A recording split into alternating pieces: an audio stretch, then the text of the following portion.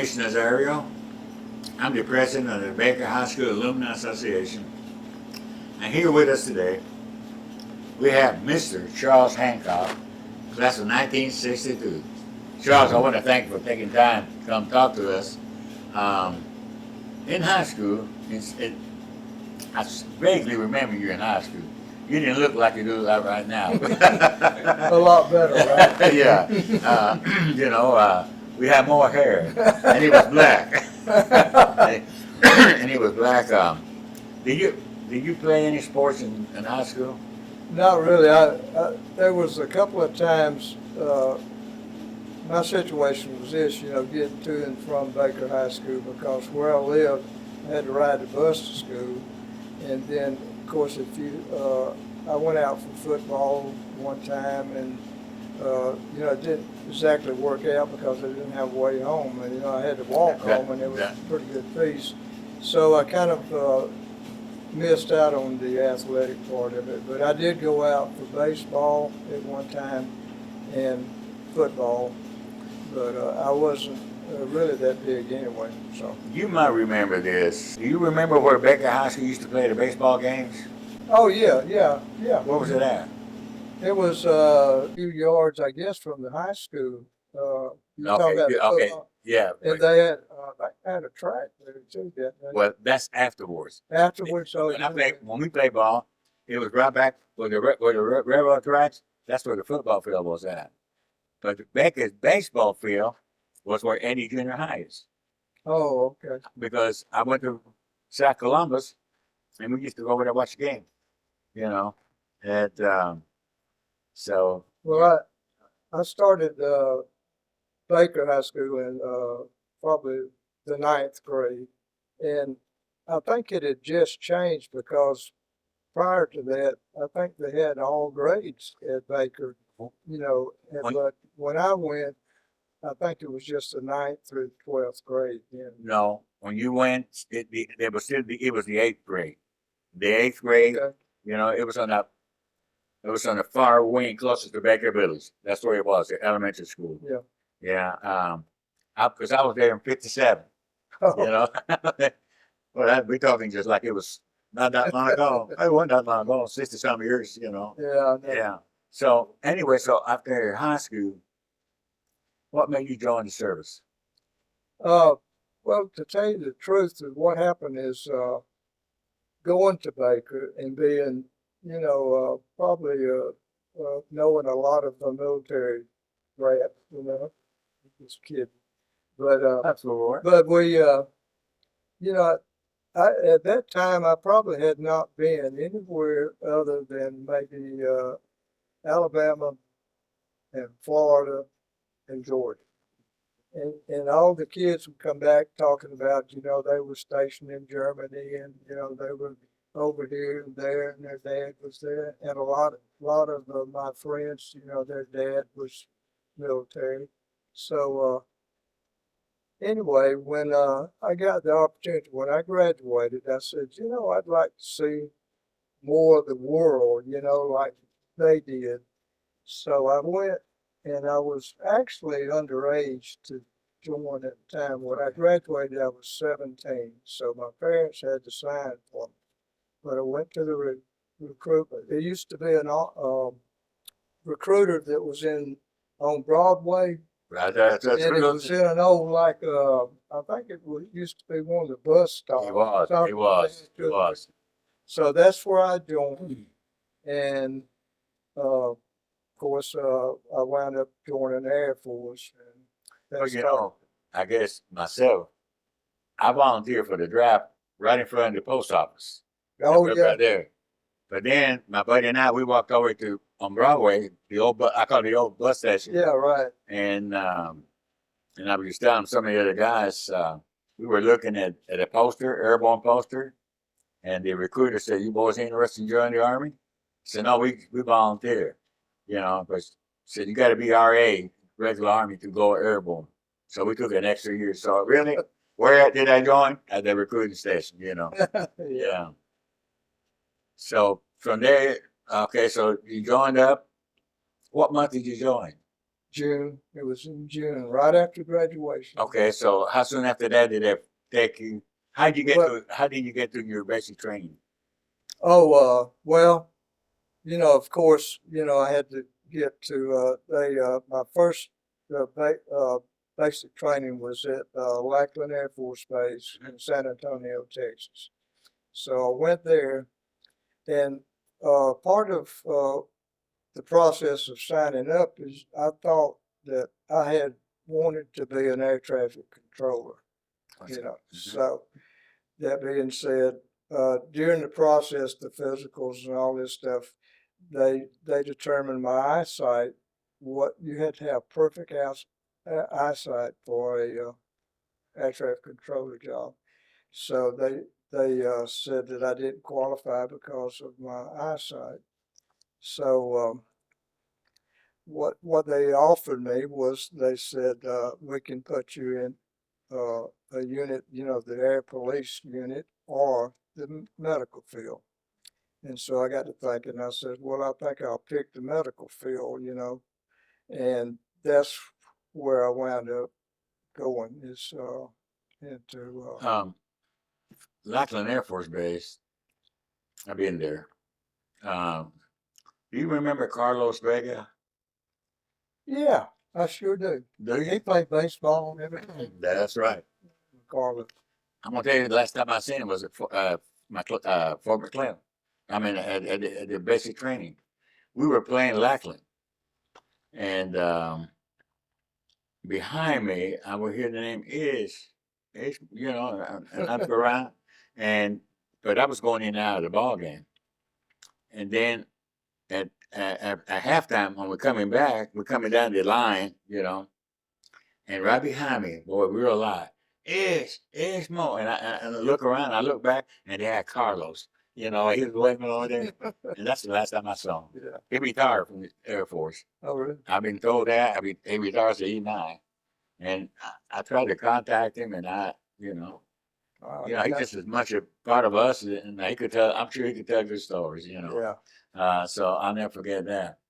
So from the Lackland Air, I keep saying Fort McClellan, the Lackland Air Force Base to Okay, the next step there after I got out of basic training was I started uh, taking a course, and there was a base in Mississippi, and I was trying to think of the name of it. It was in St. Columbus, Mississippi, and it was previously, it was an army base, and it was being converted into a training center for the Air Force.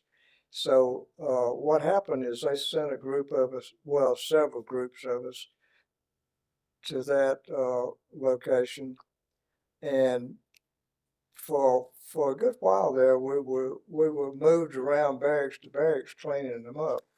The yeah, details. We get this one straightened out and move it to another, waiting on a school. So after I finished the training there, which my memory's a little weak on some of this stuff, but I think the part we had there was actually like a more of I guess obstacle training, with you had to carry stretchers with a patient on board, you had all these obstacles to do, and it was it was pretty tough there, but, especially for a little yeah. guy like me. But they used to pick the heaviest person they could get But to be on the stretcher. So funny because I don't know if we were here or not, but I think it was Henry Holmes. We were talking about. I feel like one of the most dangerous job in the world in wartime is being a medic, a combat medic. yeah, that's true. I mean, we always thought in the airborne we were the baddest there ever was. We didn't care. We didn't care about. We didn't care about special forces. They're a bunch of they're whiz. They don't match up to us. But I never, I wasn't involved that much in as far as a combat medic goes, but I was basically, working in either a dispensary or a hospital. My first duty assignment was at Warner Robins Air Force Base, which that was quite an experience too, because when I got there, it was probably in I'd say 1962, 63, somewhere in that area. But the old hospital was like a World War II type. Like the one on post used to be. Well, it used to be Yeah. spread out over Uh-huh. acres, I mean, I That think corridor. one section of it, one center part of it was probably a mile long, and you had the, the everything branched off from it, the pharmacy, You remember Brat Barracks? the Brat Barracks on post. You remember that? well, I wasn't that familiar with stuff Okay. out there, but, this was, quite an experience. Brat Barracks was part of the old hospital. Oh, Yeah, okay, that's not. okay. Well, when I was there, we even, our barracks was in some of the, wings that were actually for patients, Yeah, but, yeah. they had we had our own chow hall and stuff like that. Yeah, yeah. I think it was the same thing when I was younger. Before Martin Army was, I'm talking about early 50s. That's where we get our shots. We go to the old hospital, Yeah. walk through them barracks and all that. Speaking of the Air Force Base in Mississippi, on the way back from Cuba, we stopped at the Air Force Base in Mississippi. We gassed up. I don't remember. I don't remember. I think it was around Columbus, Mississippi. Yeah, that's where it was, Columbus, Mississippi, but I can't remember the name. I can't even. K Field is what it says, K Field. Before it was Columbus Air Force Base. K-A-Y-E Field. Yeah.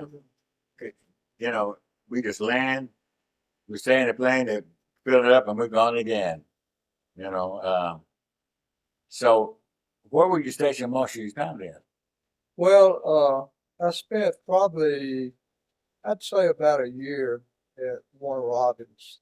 And so at that period of time, I knew people that were coming and going, and they were overseas assignments. So the interesting part is that I got assigned, to go to Pakistan, and there was Peshawar, Pakistan is where I was assigned, but it was a small, I'll call it a security base, because in those days,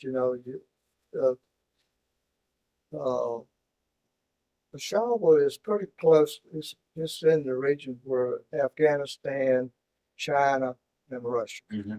So the whole purpose of that base was monitoring, Right. what was going on with that. Not only Pakistan, but I know I had some friends of mine in Turkey on the Northern Air Force Base. That was keeping an eye on Russia. Oh yeah. Yeah. So I spent. It was I guess it was considered like a remote tour. We had a small dispensary at that little base, and the rest of it was security service. And it was a nice base, but the requirements being there is that in those days you couldn't wear your uniform off base. You could only wear it on base. And if you traveled or anything throughout the country, you always were in civilian clothes. And that was the point where actually I did a lot of traveling because I'd either take leave or an R&R or whatever, and I'd go to different countries. And overall, which was my main objective in getting in the Air Force or whatever, is to travel and see things. Mm-hmm. So I managed to go, to name a few, was Pakistan, Afghanistan, India. This, I brought a picture. I went to, in India, I went to the Taj Mahal, which was in Agra. I went to Bangkok, Thailand. I went to Madrid, Spain. I went to Frankfurt, Germany, England. In Madrid, was that Torrejon Air Force Base? Torrejon? I think Air it was because That'd see, I was just traveling. You know, I did stay at the base. You know, you could stay over Yeah, at the yeah. base. You know, but you know, I kind of enjoyed going around Madrid. I got a story about Torrejon. I got a story about Torrejon Air Force Base. Go ahead. And I was trying to. I went to some other places, and I was trying to think of the name of them too. They were. But you were traveling quite a bit then. Oh, I was. Yeah, I'll tell you one interesting thing is when I went to Bangkok, Thailand. I went with a friend of mine that was also in my group. And we got to Bangkok, and of course, we thought we'd brought enough money with us, you know. But with the Air Force, and it's true, the Army could too, you know, but you could catch hops on a Yeah, Air Force plane. You might be I got quite a few of them. yeah. So C-130s and all that stuff, and you sit in the corner over there someplace. But anyway, uh, we did a lot of that. But we went to Bangkok, and during our stay there, we enjoyed the area, you know. But we run out. I run out of money. So one of the things you had to do is if you went someplace like that, you had to have enough money to pay your way back. You know, well, I did. So I had to, actually, I had to wire my mother and dad. They sent me some money, and then luckily in those days, I think Vietnam or whatever was going on. And so if you got a flight, you go to flight operations and they say, yeah, we got a flight going here.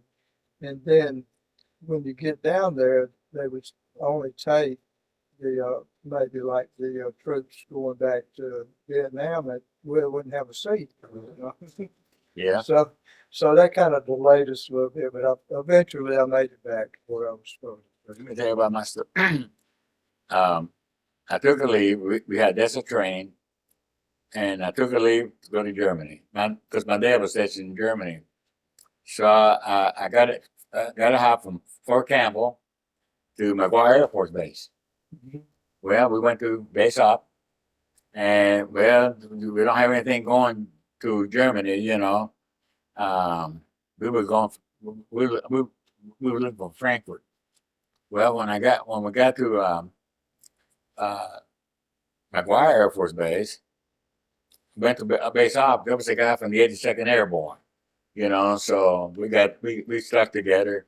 We went down to New York City partying, you know, and so we come back in the wee hours in the morning. And so then we go back to base op, and we got our duffel bags. And I said, yeah, we're looking for a ride to Germany, you know, Frankfurt. But they had this other place in France, Châteauroux, France. There was an air base there too. I just haven't think of the name. Anyway, I said, well, I'll tell you what, there's 2 empty seats on that bus going around to take the air. If you guys are young, if y'all can run beat that bus over there, you can join them. Well, we'll find out those 2 seats were reserved for 2 officers. So we get in KC 135. Yeah. And we looking over there. First of all, we said, well, if we went over there and meet him at the gate, we looked at each other and said, hey, we're airborne. We're gone. With a duffel bag. We ran with a duffel bag. And we got there. And, it's, and then we got on the flight. And the steward told us, this is a reserve. They come, you have to give them up. And both of us were Catholics. We praying, you know. So then he showed up, and it cost 90-some cents to one way for a meal. It was 90-some cents, you know.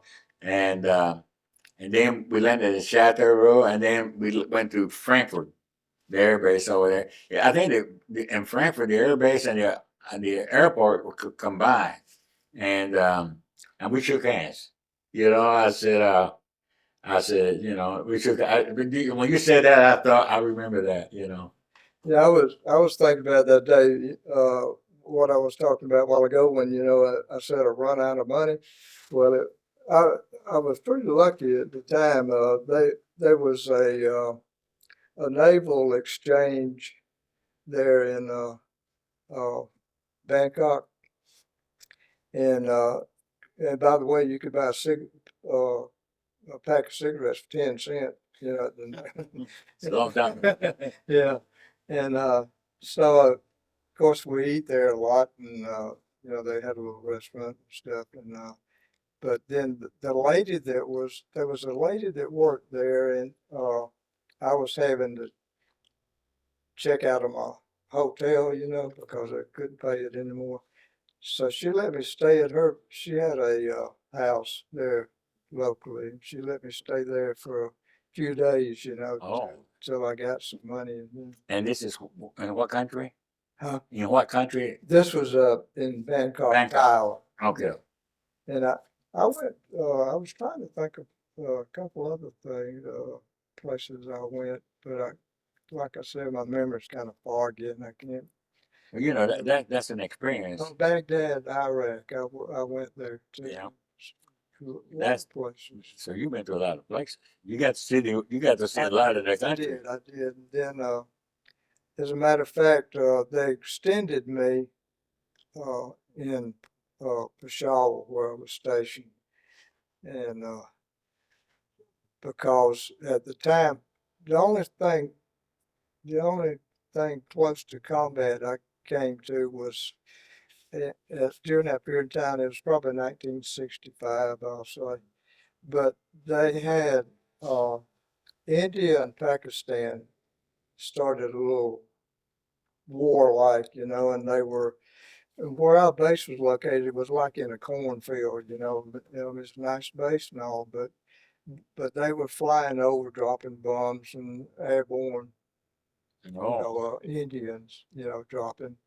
And so they had devised this thing for they built these trenches and put I think it was maybe plywood, then dirt over that, and then during a raid or something, we'd have to crawl in there. I mean, it was a long one, crawl in there and stay until it was clear, all clear. Stuff like that was happening, and I did a lot of things that I did do was uh, I had a variety of jobs in that small dispensary. We only had like 10 beds, oh, so okay. so if you had a patient that was in pretty bad shape, we'd have to, and a lot of times we'd have to transport them up through, I think it was the mountainous region there to Kabul, Afghanistan. They had a little larger hospital, plus they could airback them real easy Yeah. back to the States or wherever. You know, it's interesting. I've heard of Kabul, but I didn't hear until not that long ago. So it was in existence in your time. Oh yeah. Yeah, And I'll tell you what, Kabul at that time was pretty heavily occupied by Russians. So Mhm. that I think maybe that was some of the reason behind wearing civilian clothes wherever we went. Not that they couldn't recognize us, but Um, uh, I remember some countries. Turkey was one of them that this say you don't want they don't wear civilian clothes because they don't like Americans. You know, Oh, yeah. maybe I've heard the same thing. You know, and but I mean, I think there was some countries that were that way. But yeah, they didn't mind taking our money. I You know. know, they didn't mind doing that at all. We had one thing that kind of helped us as far as, I mean, I did do a lot of traveling. Every opportunity I got, if I could catch a hop, whether it was a distance away or just a small distance, but they had this area up there, and I believe uh, it was a construction company from California, and they were building a dam uh, not too far from for Charlotte. You know, it's probably about an hour's drive or something like that. And those construction workers, they had their families, or they built an entire, like a little town, housing and all this stuff, And so if you were lucky enough to know somebody up there, they would invite you up, for a break. You spent the time with them, and they had a lot of activities, stuff like that. Oh, okay. You traveled to all these countries and you dealt with the regular people, not the military. You dealt with a lot of regular people too, didn't you? Oh yeah, are you talking about the locals? Yeah, yeah. Yeah, uh-huh, yeah. How would you describe them? Uh, well, at the time, of course, being handicapped by the language barrier, which was Yeah. Urdu, I could speak it very well, and so, but for the most part, they were really nice to us. That's what I was getting at. See, I ran into the same problem in Iran. The regular people, I felt sorrowful. Yeah, I really felt sorrowful. Things experiences that we will never forget. When you're in the service, in the army anyway, you talk bad about the post you stationed at Fort Campbell. I said, it ain't worth a dime, But when we were in Iran, Fort Campbell went too bad after all. We get 3 meals a day and we got a bunk to sleep in. That's why I experienced hunger. Not for us, but once we walked those miles, and we got the equipment, I had an army mule, it's a flatbed vehicle. And then as we're going down convoy line, we pulled over to eat some chow, sea rations, and there was some mounds, not sand dune, but there were just mounds around it. And there was this lady holding a child, and she's holding two children. And I couldn't speak their language, they couldn't speak mine. I can look at their eyes, or you could see that hunger. hmm And I jumped out of my mule and I showed them how to work my P-38. I was opening my beans and winning. I gave it to them. And I gave them all that. And my platoon sergeant, Harry Fay, he used to be my platoon sergeant. I was in commo then. Then he pulls behind me, excuse me, and he says, I know what you thought you did out of your heart. But in Korea, you couldn't have done that. I said, why's that? One of them little childs might have had C4 strapped to him. He could have killed you. I said, really? And I still didn't believe it. I said, he's just making that up, Until my dad wrote to me from Vietnam. That's what happened to his company commander, little girl, blew his skin out. Mm. So, and then I was going to tell you a quick story about Terre Haute Air Force Base in Madrid. We left Iran, and the plane had to be serviced. So we landed in Terre Haute. And then I said, oh, man, we're close to Madrid. I said, gosh, we go to Madrid, I'll be the interpreter, And we was in a heavy drop plane, we had, Yeah. cargo. So there were about 10 of us. One of them was an officer, first lieutenant. And when we were out, we called each other by first name. So he shows up one day. It was a blue 1957 Air Force official. I said, sir, how you get that car? I said, well, guess what? We got duty.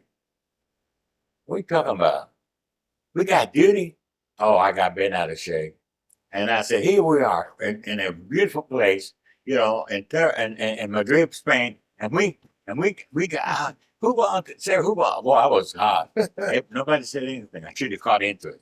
So the lieutenant, he said, on the right side, the window said, okay, we got to go down this street, so on. Okay.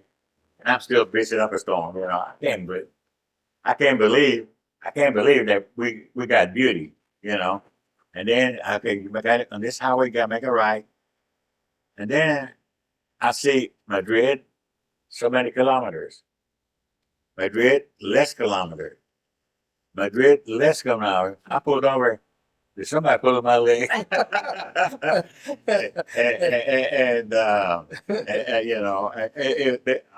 We all laughed like a son. I laughed at myself till I almost died. In one incident, there was selling some stuff out on the street, and I could hear the two guys talking. We could soldiers. So I acted like I could speak a little Spanish. too much, mucho, mucho. I tell you what, I would love to go back there again. Yeah. I enjoyed it there. It was a short time I was there, but they had one thing that kind of impressed me at my age then, is we went downtown Madrid to a real fancy nightclub. Oh yeah. And it was kind of like a amphitheater or something, and the entertainment, the band and whatever, the dance floor and all was down in the middle of it. And you sat around and you had tables and stuff, up the sides, it was interesting. And, we went, you know, around town, checking out. Yeah, at least you admit it. You went to some of them places. I would did. I was Lower American. Uh, you know, I, and luckily you didn't get a chance to go downtown San Antonio. We did. I think I did get to go one trip to San Antonio, and then, after that, as far as I can remember, that was the only time I ever got downtown to San Antonio, and then after that it was, and I wish I could think of the name of that little place I went to in Mississippi, but I can't right now. I know it. Well, see that now. See, Charles, you said you didn't have nothing to talk about. You've been to interesting places. Well, I had a lot of it. I have trouble remembering, and that was a while. I brought this film picture I had hanging out there in the thing, and that's when I went to Agra for the Taj Mahal. That was Man. some God, years and ago. you have black hair. Is that That's you? brown, I guess. I did have a little more hair there, didn't I? Oh, I'll tell you what. It's see that was the thing. You guys in the Air Force and the Navy, they let your hair grow. Yeah. Us, not in the Army, not Yeah. right there. We had crew cuts. Yeah. Charles, I want to thank you. See, Thank you. you didn't think you had much to talk about, Yeah. and I mean, I think what I'm thinking about when you were in Thailand and you ran out of money and the lady took you to the home. Yeah. Isn't that something? Yeah. That was really, I never expected that, but she was real nice. But of course, I had been in and out of the place, off and on, because there at one time, if you wanted to tour, say Bangkok, you could maybe buy a bottle of whiskey or something, and you give it to the guy on the scooter, and he'd drive you all over town, That's right. wait for you. You could go inside and come back out, and he'd still be there. But that was amazing, to get a. I had a similar story in Evansville, Indiana. I had my company, and I had a call to make at this one liquor store, right in the middle of the worst part of Evansville, Indiana. And I thought, man, well, there was two winos, drunk, they were sitting on the stair, on the step to going upstairs to the liquor store. And it just come to me. I said, hey guys, how would y'all like to earn a bottle of wine? Yeah, what we got to do? Just over here and keep an eye on that band. Somebody get close to that band, holler at it. We'll do it, boss, And you know what? I was working in the lower part, and they have windows, and I could hear them two guys, hey, get your blanket out of there, hey, So every time I had to work, we had a job on that side. I didn't worry about it. I knew where I was going to park at. And a friend of mine, he was in the heat and air business. He says, man, every time I go to that place, they steal me. I said, I don't have no problem. I don't even lock my door. How do you do that? I said, this two winos at that liquor store, I have them watch the card, and I get him a bottle of wine. That's the bottle of wine back then was about $1.40 or something like that. Yeah. Oh yeah, boy, that was cheap. The price of traveling around was that. Charles, thanks a lot. Folks, I hope you enjoyed this. In the beginning, Charles told me he didn't have much excitement. But he had a lot more exciting things than we realized. And we all know that. And it's a great experience. One thing I got to ask you, I might ask you before, but I'm asking you now publicly. If you had to do it over again, will you do it? Absolutely. See what I'm saying, folks? It's That's quite an experience. it is. It's quite an experience. As a matter of fact, I probably would never have had the opportunity to see what I did. And you know, even though we have good stories, but there's some sad stories too. Um, I remember one of the first Becky got, as I understand, the first victim in Vietnam was one of my dear friends. You might remember Bill Callahan. Yeah. Yeah. Bill Callahan, he played football with us. Uh, he went to college, went to OCS, was a platoon leader, and got ambushed. Mm. You know, and Bill Callahan was a great guy. You know, he was just one of us. He was serving his country. Of course, he Army brat. We was all Army brats. Becker, I guess, and it, as I understand, Baker Village was built because of the Fort Benning, because of World War II. And then in 1941, I think it was, to start building the school. And I still got some bricks from there. And so it became mostly a military school. But everybody, all the other schools treated us different. You know, like we weren't good enough with them. Well, we had to show them. You know, Yeah. we had to show them. Yeah, I had a lot of friends that went to Jordan and all, you know, and that was, but I enjoyed my time at Baker. In case we have a thing, folks, I hope you enjoyed this. We'll see you soon. Cut.